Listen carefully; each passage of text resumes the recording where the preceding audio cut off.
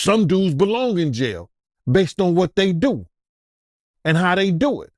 We know that to be true.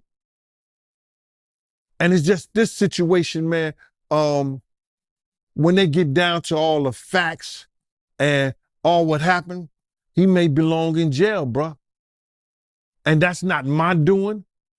That's not Cassie doing. That's his doing and his learned behavior from the people that mentored him. You got to realize, man, he learned from Andre Harrell. He learned from Russell Simmons. He learned from Clyde Davis.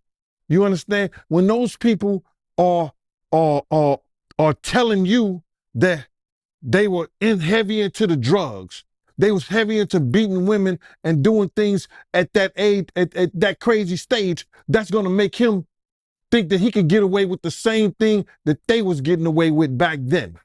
You understand? The things that he was saying, you know, the touchy-feely between two men and all that stuff like that, man. All that, he learned that from them dudes. When I told y'all the story, when me and my man went up to Russell Simmons and he had a house and he had a man in bikini drawers in his bedroom, in his bed.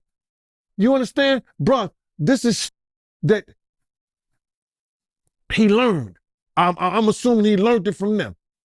Let me put that. And I'm not going to say alleged because I saw that for my own self. My man was with me, Slick was with me, and we saw that for our own self. You understand what I'm saying? So Gene Deal sound like a man that just feel like a heavy burden, like a heavy weight done been lifted off him.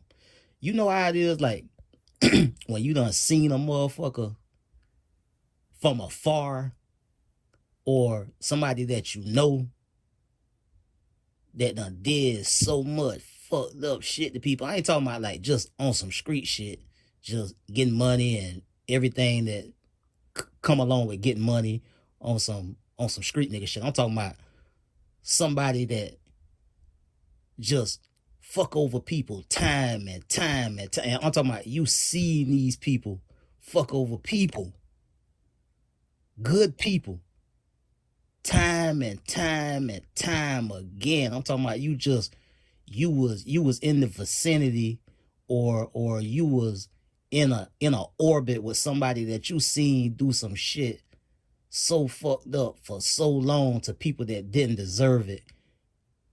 And now they getting held accountable. And the nigga just feel vindicated. That's Gene Deal.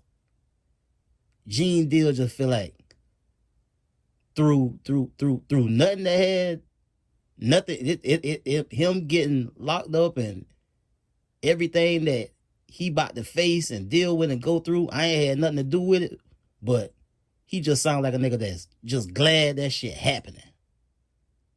Like, this nigga done been getting money. He had the world in his hands, but he did so much fucked up shit, and now it's all on the verge of being taken away from him. And he just look and sound like a nigga that's just glad this nigga getting held accountable. And a little bit might be because he felt some kind of way about Diddy for a long time. So it's a little bit of that in there too. It's a little bit of bias in there, because he looked like a nigga and sound like a nigga that's just like, he felt some kind of way about the nigga for a long time, but he was just like, fuck it. He got it coming. And now, seeing all of this shit happen to Diddy, the brother just looked like he just free. Like he lighter. Like a burden done been lifted from his spirit.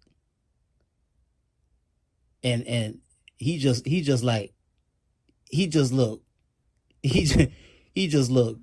gratified that shit happened. Y'all tell me what y'all think, man. Y'all be smooth.